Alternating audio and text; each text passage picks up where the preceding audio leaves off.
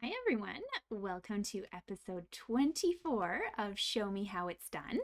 I'm so excited today to show you two new stamp sets that are going to be featured in our annual catalog that start on May 4th. So next Tuesday, I hope you've all marked your calendars for that day because I'm going to have a whole whack of videos for you all day long.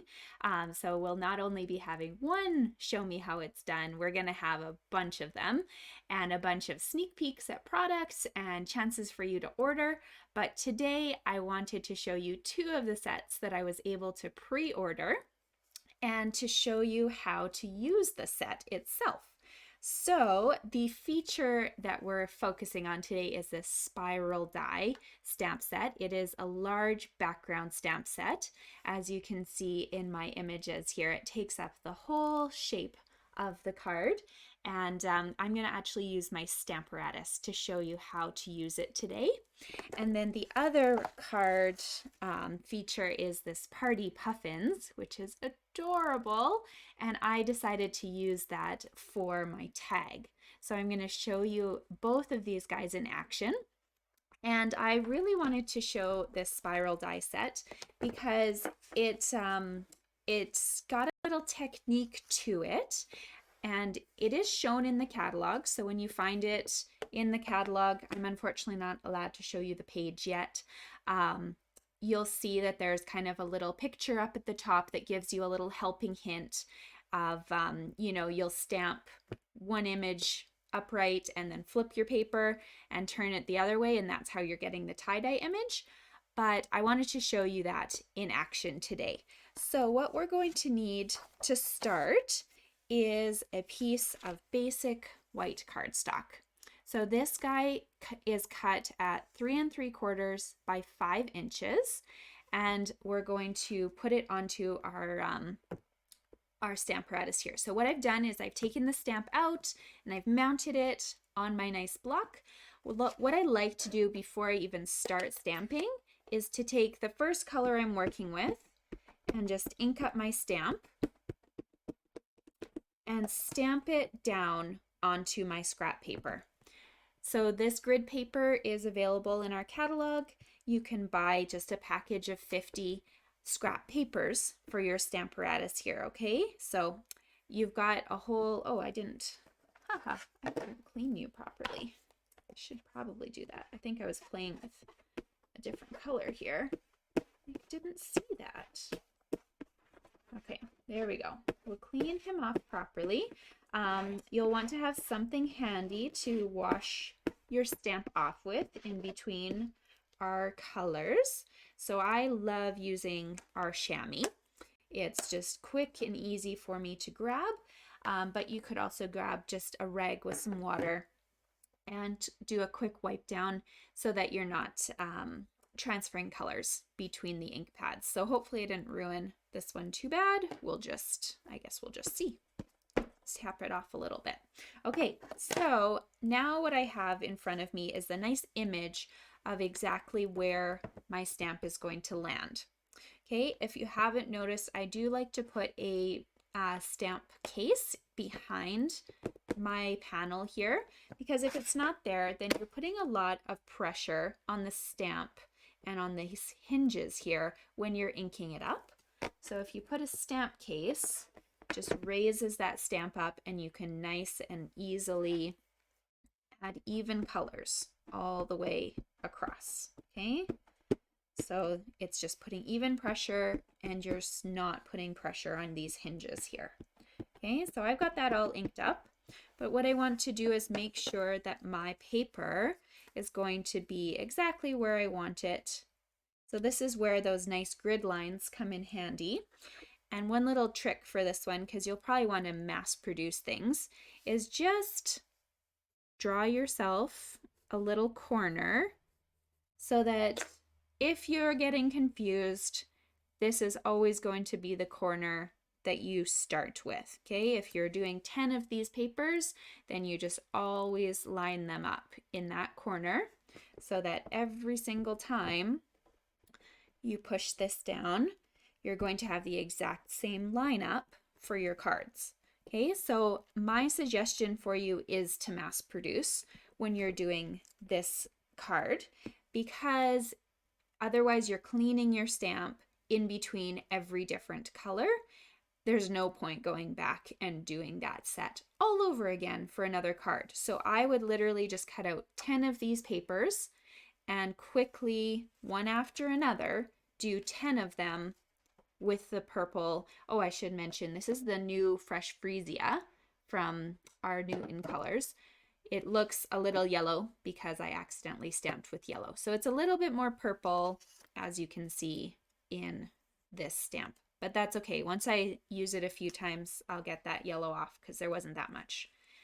So mass produce 10 of them at once. Then stamp this off so you're getting as much ink onto your scrap papers as possible.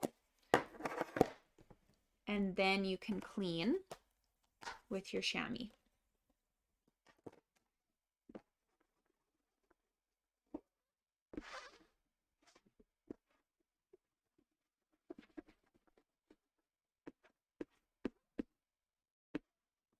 Okay, and just leave that handy for you to use for the next one. Now, the fun part about this is, so we've got a cool spiral. What the catalog is trying to tell you is stamp once this way, and now turn your paper 180 degrees. So you have the opposite side now getting put down onto your paper. Okay, so we're going to take our next lightest color now and ink this up.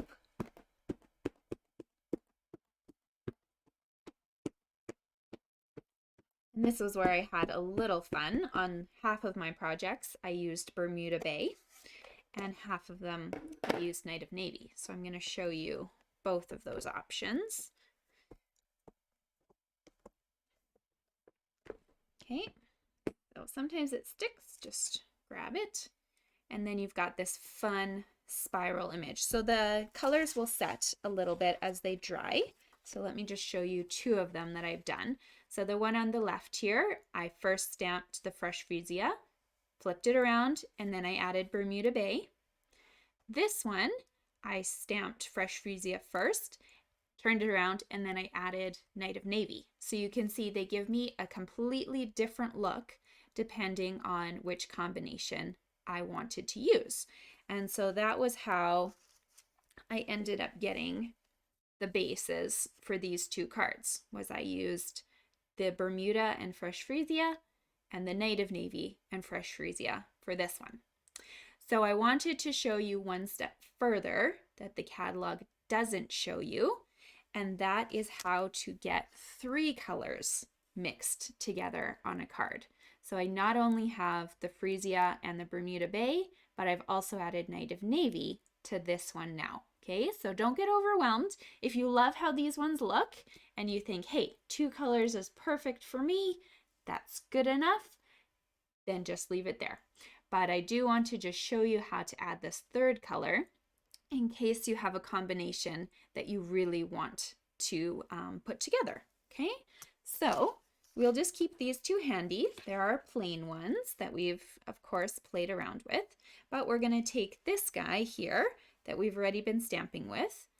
And so he is kind of, I'm going to move him just so I can stamp this guy off, I guess, and clean this. There we go. Always remember to clean in between. It's another reason we work from lightest to darkest with our inks, though. All right, now you may get a little inky, so watch your hands. Make sure you don't have to go wash in between. So let's say that I had this piece of paper exactly the same way that I stamped the Bermuda Bay on it.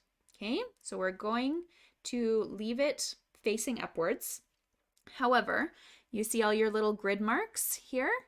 You're going to move your paper over either a half of a square or a full square, whatever you decide, but make sure you're within the borders that you had stamped out, right? So we've got these nice borders.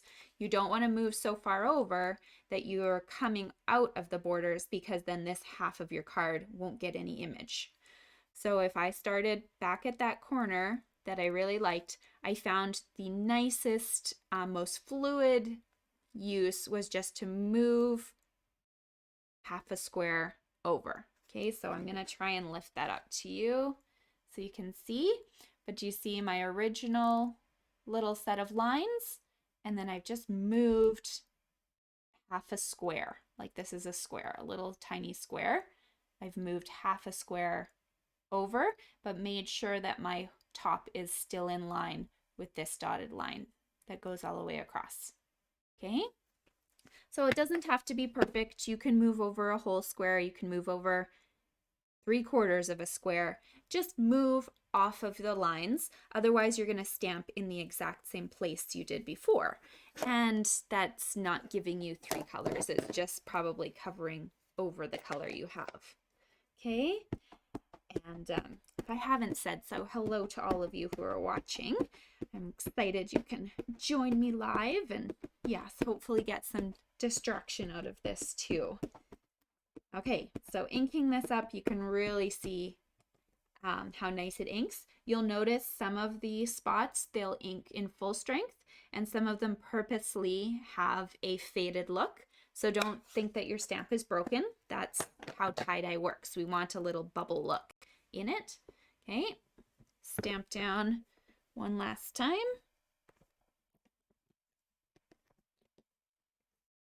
And I like to just make sure I go all the way around, like so.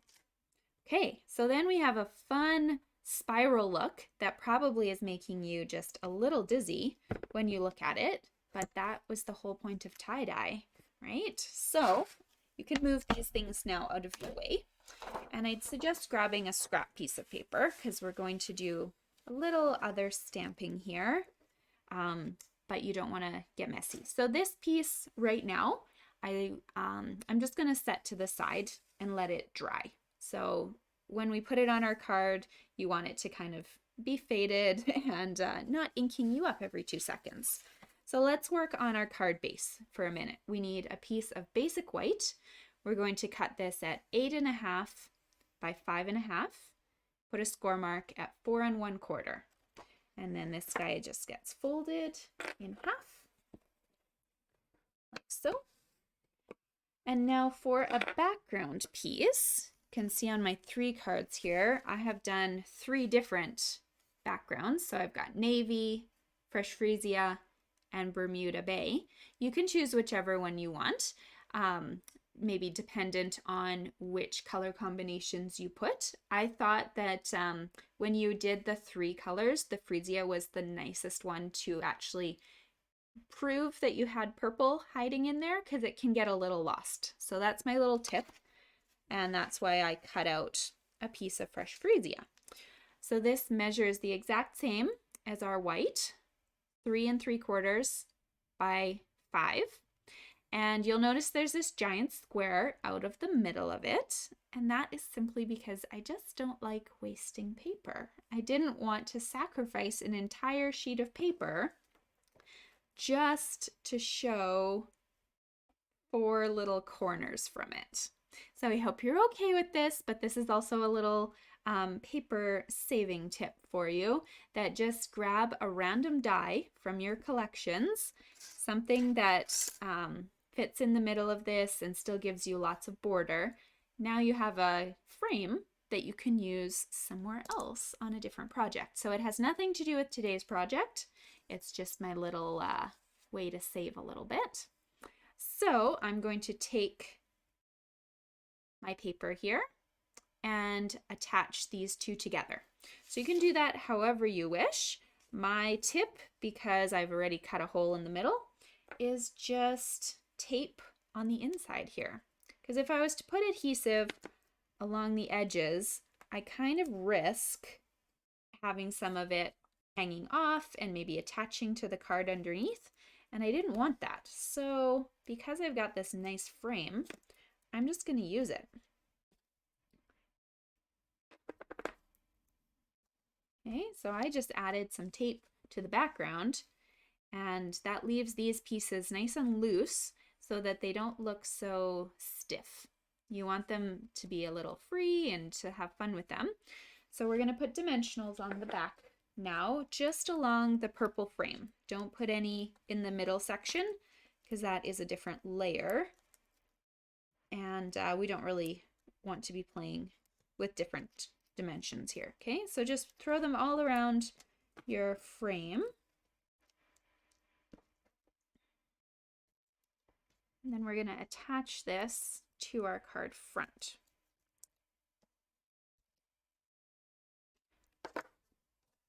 Okay, so you can choose which way you want to twist it, however you decide. It's up to you. Goes right in the middle here, like so. Okay. I'm having trouble focusing. I feel like I'm getting dizzy with this spiral. It's just pulling me in, and I think the camera might feel the same way. So we'll just set that to the side. Maybe I'll turn this over because I do really feel like it's a vortex that's kind of sucking me in. All right, let's get going on a little tag and some embellishment pieces. Okay, so I'll pull this guy over for you to take a peek at once again. So in the catalog, I actually thought it was really fun. They took some of our stitch star framelits and cut them out with vellum and used them as backgrounds to the sentiment tag that they had put on the card. So their card in the catalog is kind of pink and yellow, and it's got one of our new happy birthday stamps, but I really liked this idea. So with my stitch stars, I cut out the second largest and third largest, just one of each. And with my layering circles, which I'm so happy you're carrying over, this guy I cut out the second largest of them. Okay, so we're going to do a little stamping, and I took those sentiments from the Party Puffins, so happy birthday and make a wish. We're going to stamp in Fresh Freesia and Night of Navy. Here we go. Okay, so with your happy birthday, we're going to go first, right smack dab in the middle of that circle, like so. And then the make a wish, we're going to put, sorry, get that out of my way, one below and one above. And we'll just keep going here. And then this next happy birthday, this is why you want the scrap, because it's going to kind of fade off of the circle here on both the top and the bottom. Okay. So there we go. We don't need our inks anymore. And I like to get them out of my way so that I'm not getting inky. So we've got our tag. Now let's keep adding to our collection of embellishments, so they're all ready to go. So I have stamped a little puffin penguin right here on my scrap paper. I did that with Memento black so that I can now color him with my blends. So I'm just doing quick and simple coloring. My dark pumpkin pie is going to be his little feet. And part of his beak. They have kind of nice orange and reddish beaks. So speaking of reddish, I grabbed the light Poppy Parade. And that's going to be just the tip of his beak up here. And then I wanted his hat done. So you can do it whichever way you decide. Just going to do his pom-pom and polka dots in the dark Bermuda Bay, and then the light Highland Heather.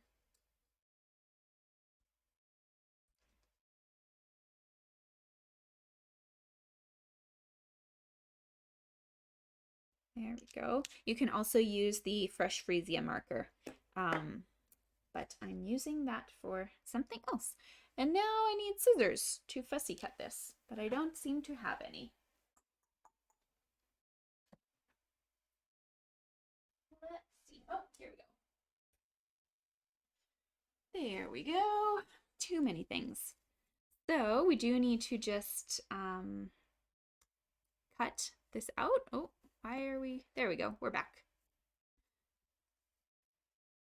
So we're just gonna fussy cut around our little penguin. I like to leave a little border of white so I don't go right up into his line here. So just all the way around, kind of a messy little fussy cut around him. Unfortunately, there's not dies for this one.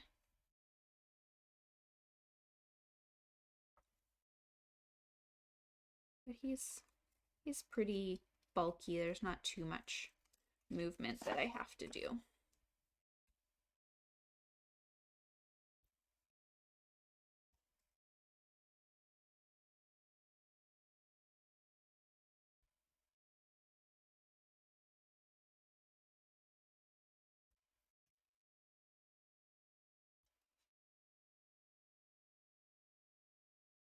Okay.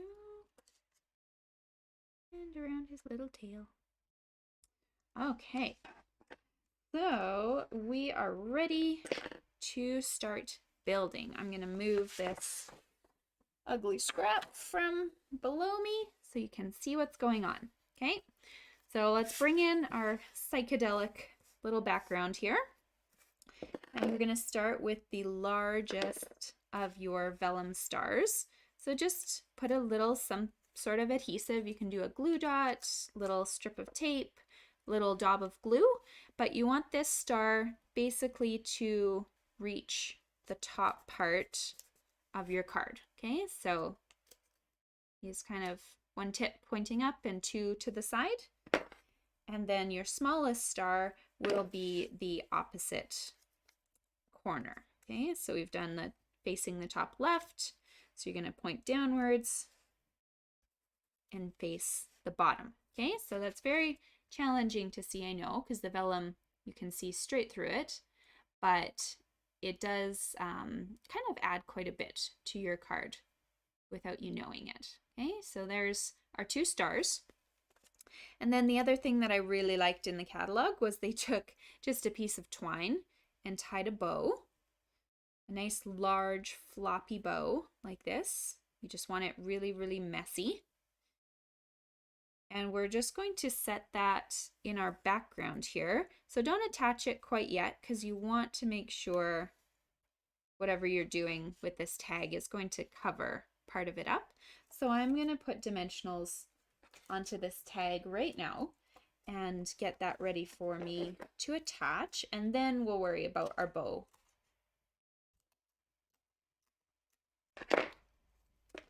Okay, so nice amount of dimensionals there.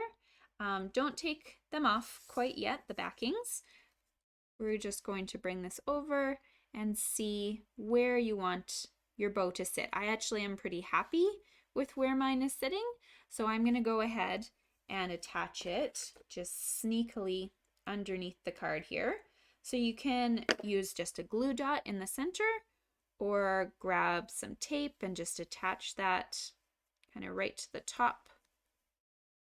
Anything goes as long as it's hidden in the background here, okay? So then you can take off these pieces and attach this to the front of your card. Okay, so nice, cute. These are really long, so let's just snip them. You want it roughly the same length as the edge of your card, okay? But I really like working with a long piece of twine because they're very forgiving at the beginning. So now for my little puffin penguin, I would like to attach him just to this side here, but I have things at all different layers right now. So in order to get him looking not so lopsided, here's a little trick. On his bum, you're going to put one dimensional, take off the back, and put a second dimensional right on top. So his bum is now 2 layers thick. On his beak and on his tummy, we're only putting 1 dimensional. Okay. that is going to make him even with the dimensionals that we've already put on top of our little sign here. Okay, so his beak will make him stick up from this little label, and then his bum now is too high, so it'll also come off the page. Hopefully that makes sense. So it's cute on its own, but I thought, hey, we probably need a little bling. So I just grabbed some of my basic rhinestones and just put them in a couple spots. So I put 2 down at the bottom here and just 1 in that opposite corner, so that basically, here, I'll hold this one and let that focus for you. Basically, I have my stars as my focus for the left and right here, and then I have my gems as the focus for the bottom and the top here. There we go. So I hope you guys enjoyed today's project. I'm just gonna scroll down through our comments, make sure you didn't have any questions. If you do, please don't hesitate to just send me a message. I try to keep the Facebook thread open, but it doesn't always move along with your video. So I hope you guys had fun today. You can look forward to being able to order this stamp set coming up on May 4th.